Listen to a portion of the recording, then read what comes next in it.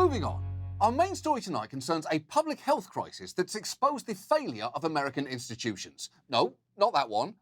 Not that one either. That's a good point, but not actually this time. Yep, there it is, the opioid epidemic. And if you're thinking, hold on, didn't you already do a show about this? You're wrong. We've actually done 2 of them. But we thought it would be worth doing a 3rd installment tonight anyway, for a couple of reasons. First, it's an epidemic that's still very much raging, exacerbated by both the pandemic and illicit fentanyl, to the point that, last year, nearly 70,000 people died from opioid overdoses. That is the highest annual death toll ever. And second, you may have seen a bunch of headlines recently about trials and settlements taking place around the country. There have been so many of them, it can genuinely be hard to keep track. But we want to focus on just one company tonight, Purdue Pharma, whose rollout of OxyContin arguably fueled the opioid crisis. We have talked about their relentless push to sell OxyContin before, but more material has come out in the last couple of years, including this spectacular glimpse into a 1997 motivational sales meeting for the company's drug reps. You know you make me wanna sell OxyContin, sell EPIDEMIC, better die now, sell it now, we're Purdue now, you now, come on now, come on now, come on now, come on now.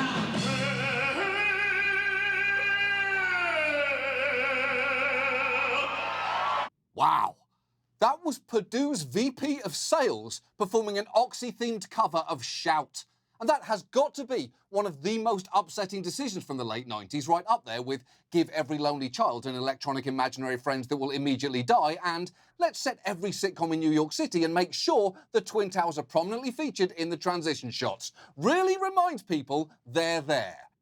Purdue Pharma is owned by the Sackler family, and in recent years, Purdue and the Sacklers have found themselves being investigated by the DOJ and facing thousands of lawsuits filed by state and local governments, Native American tribes, hospitals, and individuals. And they have spent years working with an army of lawyers attempting to negotiate their way out of all of it, which has resulted in 2 major resolutions, including this big news from last October. It's being hailed by the federal government as a major victory against a company whose drug, OxyContin, is part of the public health crisis of opioid addiction that has led to the deaths of hundreds of thousands of Americans. The maker of OxyContin admitted to defrauding regulators and paying illegal kickbacks to doctors. It's true. Purdue has pled guilty to multiple felonies. And it is weird to hear news that sounds so genuinely good. It'd be really nice to get more of that once in a while, like no once-in-a-century weather events for the next few hours, or billionaire goes to space and dies there. You know, something heartwarming. That guilty plea was actually part of a much larger plan that we'll get into later, involving the company also filing for bankruptcy and, just this past March, submitting a reorganization plan that would end Sackler ownership. And the thing is, this might all sound like a major victory, that the Sacklers are finally experiencing significant consequences. But unfortunately, that could not be farther from the truth. So tonight, with the bankruptcy's confirmation hearing scheduled to begin later this week, let's talk about the Sackler family, how hard they've been fighting to defend their name, the details of the deal that they're attempting to strike, and why the whole thing is a bunch of bullshit.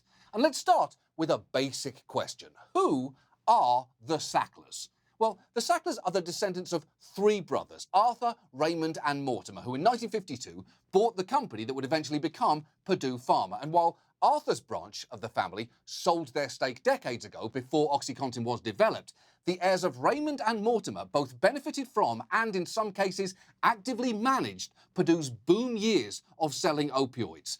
Many Sacklers either worked at the company or served on its board. And as the Massachusetts AG points out, some of them were pretty hands-on. They were in the boardroom. They owned the company. We have emails and memos that show the direct control that they exercised over sales and marketing. One of the Sackler family members went so far as to want to get in the car with Purdue sales reps and drive around to visit doctors' offices. It's true. And doing a drug rep ride-along is about as hands-on as you can get. And quick side note there, just spare a thought for the sales rep in question, because sure, they too contributed to the overprescription of America and probably led to their own local mini epidemic. But nobody, not even Hitler, should have to sit in the car with their boss and talk about what exactly? The weather? And then when you run out of things to say about it, do what? Sit in silence? And then say, actually, I could go for a bathroom break right now, and have him say, I'm fine, but feel free to stop. And then what? You stop? And he waits in the car?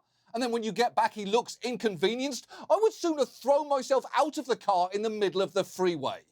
Now, the man responsible for that ride-along was Richard Sackler, who was actually president of the company for years. And yet, interestingly, it is hard to find images of him other than that one. In fact, while the Sacklers have relished slapping their family name on institutions, as individuals, they have tried to stay out of the spotlight. When Richard Sackler gave a deposition in 2015, Purdue fought hard to keep it private. That is why, in our last piece, we had a bunch of actors play him to convey important things like the fact that he'd said, I don't know, more than 100 times. Now, thankfully, that deposition has since been released, so you can finally watch the man in action. How much money has Purdue Frederick or Purdue Pharma made off the sale of OxyContin? I don't know. I don't know. I don't know the answer. Okay. I don't know. I don't know, but I just don't know.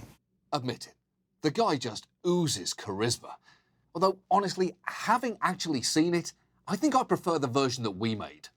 How much money has Purdue Frederick or Purdue Pharma made off the sale of OxyContin? I don't know. I don't know. I don't know. I don't know. I don't know. How many Purdue entities are there? I don't know. Yeah, that is just objectively better. Now, while Richard was the most involved, he was not alone. His cousin Kathy Sackler was an officer of the company for years and even claimed in emails that developing OxyContin was her idea. Although, despite that fact, when Kathy was called before Congress last year and asked to apologize for her role in the opioid crisis, she didn't exactly do that. I have tried to figure out, is there anything that I could have done differently knowing what I knew then, not what I know now? And I have to say, there's nothing that I can find that I would have done differently. Okay, first, that is definitely not an apology, Kathy. And second, come on, nearly a year into a pandemic, that is just an unacceptable at-home setup. Put your laptop on a couple of books, upgrade your router, and while you're at it, one-click a ring light. So Kathy, that's books, router, ring light. It's the little Zoom tricks that we've all learned that'll help you look your best as you absolve yourself of responsibility for a massive public health crisis. But the Sacklers haven't just been appearing at congressional hearings. Some have been trying hard to rehabilitate their image and even paint themselves as victims. Take David Sackler. He's Richard's son and a former board member himself. He gave an interview to Vanity Fair featuring this portrait, which, by the way, looks like it should be a poster for natural family planning in a Christian health clinic. And in it, he complained, my 4-year-old came home from nursery school and asked, why are my friends telling me that our family's work is killing people? Which just does not seem remotely credible. For a start, everyone knows that is not how 4-year-olds talk. You're missing 8 ums, 15 ands, 3 times they're completely out of breath for no reason, and 5 complete trail-offs. I call bullshit on that whole fake anecdote. But that is just the beginning. David's branch of the family was also involved in the launch of a pro-Sackler website that aims to correct the record called judgeforyourselves.info, which is shocking for a number of reasons. First, because billionaires, for some reason, chose not to splurge for the .com, but also because of just how petty the website is. It features a list of outlets that mistakenly used the brand name OxyContin when they meant the generic oxycodone, including a college newspaper, and over 7 hours of video presentations in which a catastrophically uncharismatic lawyer attempts to disprove every legal argument ever made against the Sacklers and Purdue. This terrible website of self-serving nonsense has been promoted by, among others, Joss Sackler. That is David's wife, and you may remember her from her failure to face the camera in Vanity Fair. Now, even though Joss isn't directly involved in the family business, she actually talks more publicly than most Sacklers. She has a clothing line called LBV, or Le Bulldog Vigneron, which translates to the wine-making bulldogs, and is an offshoot of her members-only wine and social club. Joss was also once interviewed for Town and Country, which she complained about how unfairly the press treats both her and her family, noting that a previous article wouldn't refer to her as Dr. Joss Sackler, despite her telling them she had a PhD in linguistics, and going on to say they're going to regret fucking with a linguist. And that is one hell of a claim, Joss, because nobody is intimidated by linguists. You're basically an English major who wasted more time. I'll fuck with a linguist all day long, I'll show you. How do you make two proper nouns into a double negative? Joss and David. Boom. Linguist fucked with. So to recap, it is pretty clear some Sacklers have been working extremely hard to try and engender public sympathy, but the real battle the family's been fighting has been a legal one. And that is what I want to spend the rest of this piece talking about, because while the details of what the Sacklers are doing are incredibly complicated, the end result is both simple and absolutely infuriating. And let's start with that deal you heard about earlier, where Purdue pled guilty to 3 felonies. It sounded like some good news, but there are some major asterisks there, because while the company pled guilty to those charges, no individuals did, and certainly no Sacklers, and that alone is a big deal to them. In fact, just watch as Kathy jumped to remind everyone of that fact during their congressional hearing. The Sackler family, through Purdue, has 3 felony convictions, but no one's in jail, and it has its billions still. Excuse me, the Sackler family doesn't have a felony conviction. Purdue Pharma has a felony conviction. I'm an individual person. Okay, hold on. I do get the point that she is making there, but the fact is, Purdue is made up of individual people who control it. Think of Purdue like Lamb Chop. If Lamb Chop threatened to kill the president on live TV, Lamb Chop wouldn't get in trouble or go to prison. Shari Lewis would. Why? Because Lamb Chop is a puppet who does whatever the fuck Shari Lewis tells Lamb Chop to do. Now, the Sacklers might argue that Purdue was controlled by many people, including non-family members, and that while they're not facing criminal charges, they are still facing consequences. But here is the thing. Are they? Are they really? And that brings us back to the bankruptcy that I mentioned earlier, because the bankruptcy deal that Purdue has proposed is the vehicle through which the Sacklers are likely to escape any true accountability.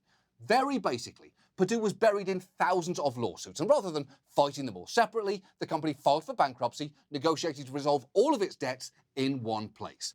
This proposed deal requires, among other things, the Sacklers relinquish ownership of Purdue, which will be turned into a public benefit company whose profits will go toward fighting the opioid epidemic. Now, the company claims the bankruptcy will deliver more than $10 billion in value. But a few things about that. First, the Sacklers themselves are only contributing around $4.3 billion to that settlement, which I know does sound like a lot, until you learn the family has assets of around $11 billion, which is a massive amount of money.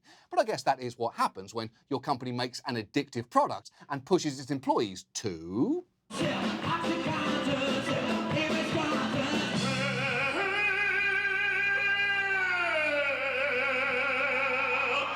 I just saw that 10 minutes ago, and somehow it's gotten even worse. Now also, you may want to know, regarding the Sackler family's net worth, a fair amount of it was built up in a very particular period, because from 2008 to 2017, even as the opioid epidemic was kicking into high gear, more than $10 billion was transferred out of the company for the benefit of the family. Now, the Sacklers fiercely maintain that those transfers were proper, but the DOJ alleged that they were made to hinder future creditors. In other words, to get the money out of the company so that the Sacklers could protect it.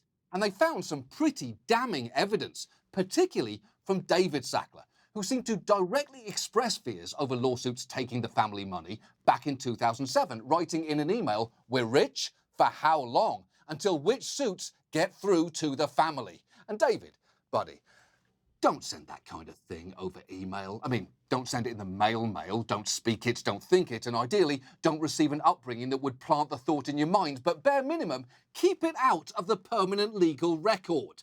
And if you're thinking, well, okay, so they transferred money to the family, but people can still pursue claims against the Sacklers directly, right? Well, no, because here is the really insidious part. While there are approximately 400 civil suits that do name the Sacklers themselves, the family is insisting that they will only agree to this settlement if they get what is called a non-consensual third-party release. And this thing is bullshit. Because if they get it, all current lawsuits against the Sacklers evaporate and no future lawsuits can be filed, meaning that the Sacklers, who didn't file for personal bankruptcy themselves, remember, are basically off the hook. And if it sounds weird to you that a company can declare bankruptcy and then a bunch of individuals get shielded from liability, that's because it is. It's really fucking weird. In fact, some bankruptcy courts don't allow these third-party releases at all, but Purdue very carefully chose one that they knew probably would. A few months before filing for bankruptcy, Purdue changed one of its official corporate addresses to one in White Plains, New York, at which it's never conducted business, and where there is only one bankruptcy judge who, completely coincidentally, has supported third-party releases in the past, which is all a pretty obvious tactic, isn't it? It's not like they moved to White Plains for any other reason. If you look up things to do in White Plains, the first result you get, and this is true, is a TripAdvisor page recommending a helicopter tour of New York City, which is just incredible. Come visit White Plains, where you can immediately leave and go look at somewhere more interesting to live. And the Sacklers' third-party release is comprehensive, stating that the released parties shall be conclusively, absolutely, unconditionally, irrevocably, fully, finally, forever, and permanently released from any and all claims of any kind from the beginning of time. And this is the list of every person and entity they want covered. It contains over 200 companies and 200 more trusts where the Sacklers have tucked their money away. This release is ludicrously broad, which is probably why the AGs of 9 states and DC are still objecting to it, and 2 branches of the DOJ have said it violates the US Constitution and specifically violates due process because it deprives individuals of an opportunity to be heard. And yet, incredibly, despite all of this, it is widely assumed that this whole deal is going to go ahead. And while it sounds completely terrible to me, I will say at least one person thinks that it's actually a very good thing. Although I will say that one person is Purdue's current chairman. This is a milestone in public health history. Never before have you seen this amount of money, $10 billion, being devoted to opioid abatement. And it's only available through this plan, assuming we can get it approved. And I think when people think about it, they will come around to the notion, well, I might have liked something slightly different, but this is certainly a lot better than going into endless, costly litigation that may end up with no proceeds going to anybody. Okay, no. I might have liked something different, but this is better than nothing. Is what you say when your dad insists on having dinner at Chili's, not when you're talking about the fate of a company that poisoned a generation, which incidentally is, I believe, Chili's current slogan. And here is the thing, that man is not even entirely wrong. The longer these lawsuits drag on, the more money will get wasted in court, and an increasingly large percentage of it will go to lawyers rather than victims, because right now, under this settlement, claimants could receive payments from $3,500 to $48,000, which, yes, feels wildly insufficient, but some families are reluctantly willing to take what they can get. Although I will say others, like this woman whose son became addicted to opioids after being prescribed OxyContin as a high school student, are furious that this is what it's come to. We want our voices heard, not interpreted by the court like they have been. I don't want somebody saying that I'm so happy with the settlement, as I hear at practically every hearing. I'm a mom. I'm not happy with any of this. And I know hundreds of moms that aren't either in families. Exactly. For some families of victims, the opportunity to have their voices heard is priceless, which is to say a fuck of a lot more than $48,000. Some have even called into court only to be told it wasn't the right forum. One woman called into the bankruptcy hearing and said, "I lost my brother tragically at the tip of the epidemic in 2012. I would like to speak in memory of my brother." To which the judge replied, "I hold hearings on what is scheduled before me. I don't think that this is the proper forum to do this." And the thing is, he is right, but this also may be the last forum these families have to be heard. Look, it might well be true that this is the best deal we can get under our current system, but the fact that that's the case doesn't speak well to this deal or indeed the system itself. And if you're thinking, well, the Sacklers are paying so much already, what more do you want? I'm not sure that is the right way to think about this, because I would argue that when your family's company recklessly sold a product as damaging as OxyContin, the question might not be how many billions is it right for you to pay? It's how many billions is it right for you to keep? And I would argue no billions. And I'm afraid it somehow gets one step worse. Because the way this settlement is structured, it's actually hurting the Sacklers even less than you might think. That $4.3 billion that they've agreed to pay is spread out over 9 years, with the largest payments coming toward the end of that period, which means they could make that money up in interest and investments and never have to touch the principal. In fact, when the Sacklers are done paying in 2030, they will probably be richer than they are today. So I guess the answer to "we're rich, for how long?" is, oh, don't worry, forever, David, because it seems that's how the fucking system works.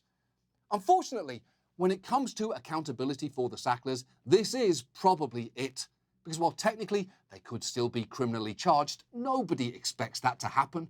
And it is just infuriating that things are set to end so comfortably for a family that has made so much at the expense of so many. Although I will say there is one tiny positive here, and that is that Purdue and the Sacklers have always heavily valued secrecy. But this deal requires the creation of an online public repository that will eventually contain 30 million documents, including deposition videos and the Sacklers company's emails, which is undeniably a good thing. But even with that, let's admit, we're not getting anything approaching justice here. And the Sacklers, in sparing no expense, seem to have successfully bought their way out of this problem.